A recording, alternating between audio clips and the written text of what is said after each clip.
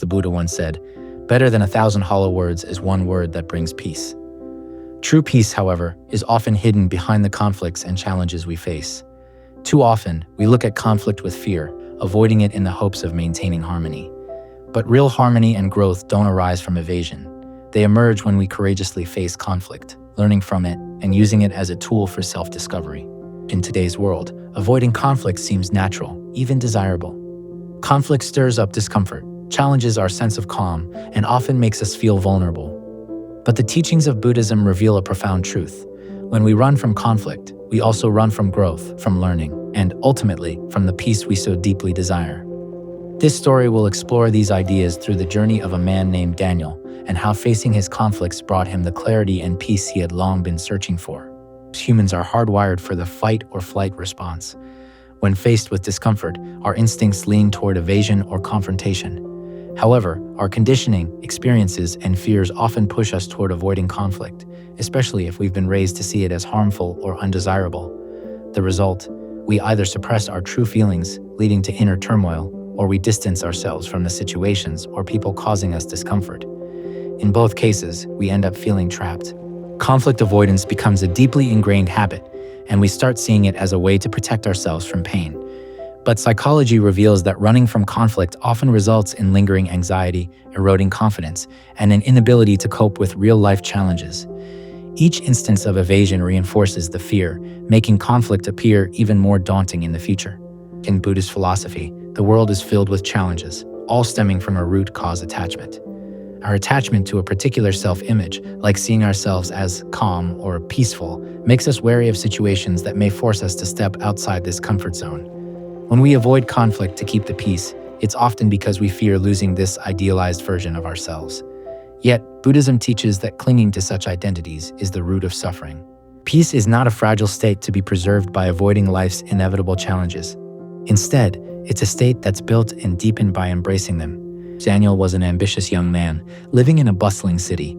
He worked as a project manager in a competitive company where his days were filled with tight deadlines, demanding clients, and high expectations. Daniel always believed in keeping the peace. To him, harmony meant success. When conflicts arose, whether in his professional or personal life, he instinctively took a step back, choosing silence over confrontation. This tendency wasn't just limited to his work. At home, Daniel avoided arguments with his wife, preferring not to engage even if he felt deeply about certain issues. In his mind, he was building a peaceful life. Yet, despite his efforts, Daniel felt increasingly burdened, restless, and drained. He began to feel as though he was constantly compromising his happiness just to avoid the temporary discomfort of conflict. One day, a critical situation arose at work. Daniel's team was working on a high-stakes project, and a misunderstanding with a colleague named Steve threatened the project's success. Steve had taken over part of the project without consulting Daniel, resulting in conflicting timelines. When Daniel discovered the issue, he was furious. But instead of addressing it directly, he chose to remain silent, hoping that avoiding confrontation would keep the peace. The project proceeded with mounting tension, but eventually it fell apart. Daniel's boss was furious, and Steve held Daniel partly responsible, leading to friction within the team. This incident left Daniel feeling isolated and filled with regret. He began to realize that his pattern of conflict avoidance was costing him dearly, not just in his career, but also in his relationships. The failure of the project became a turning point for Daniel. He began to reflect on the ways he habitually avoided conflict, wondering if his approach was truly bringing him peace or merely an illusion of it. He noticed that his avoidance created distance between him and his colleagues, his family, and even himself. Daniel's mind was no longer at peace. He felt disconnected and disillusioned, questioning why peace seemed so elusive when he had tried so hard to maintain it. One day, while walking through a park, Daniel came across a meditation center offering a talk on Buddhist teachings. Curiosity piqued, he decided to attend. The monk leading the session spoke about the nature of conflict and how, rather than being something to fear, it was a mirror that revealed parts of ourselves that often lay hidden. The monk explained that in every conflict lies an opportunity to confront aspects of ourselves we might otherwise ignore: our pride, anger, or insecurities. Facing these emotions can be uncomfortable, but it's also the path to true self-knowledge and growth. Daniel felt these words resonate deeply within him. He realized that his avoidance of conflict was, in many ways, an avoidance of himself. The monk shared a parable of an elephant standing in the face of a powerful storm. While the other animals scurried for cover, the elephant stood firm, unflinching in the face of the harsh winds and rain. To the elephant, the storm was simply a part of life, a momentary discomfort that would pass. This parable illustrated the Buddhist ideal of patience and acceptance, teaching that true strength lies in facing life's storms without fear. The monk explained that avoiding conflict is like running from the storm, giving it more power over us. But standing firm, as the elephant did, builds inner resilience and courage. By facing discomfort directly, we learn to transcend our attachments and embrace life as it is, with both its calm and turbulent moments.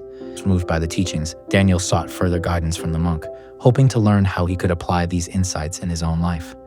The monk advised him on the concept of acceptance and the impermanence of conflict. Conflict, he said, was like a passing cloud. It has no inherent power over us unless we hold on to it. Daniel realized that peace isn't the absence of conflict, but a state of inner stability that allows one to face any challenge without being consumed by it. He began practicing mindfulness, observing his thoughts and emotions when conflicts arose rather than suppressing or ignoring them. The monk also taught Daniel about the middle path, a Buddhist concept that encourages balance and moderation. Rather than avoiding conflict entirely or becoming overly confrontational, the middle path involves engaging with challenges mindfully, without attachment to a specific outcome. The monk explained that avoiding conflict to keep the peace is often a form of attachment to a false sense of harmony.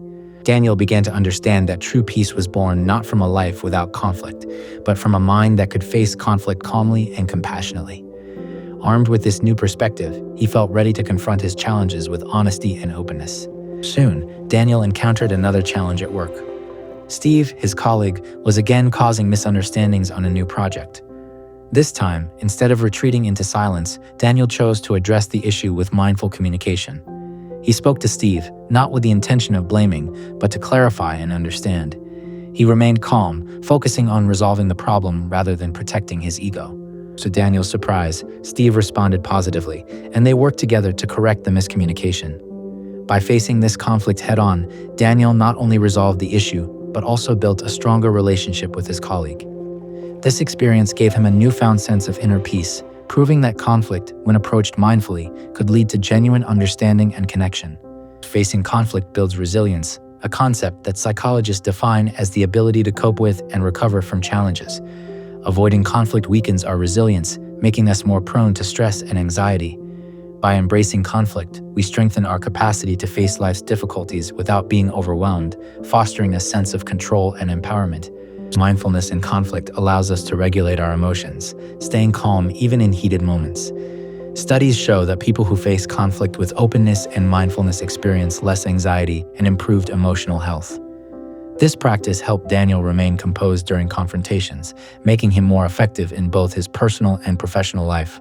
When we avoid conflict in relationships, we often sacrifice authenticity, leading to resentment and distance.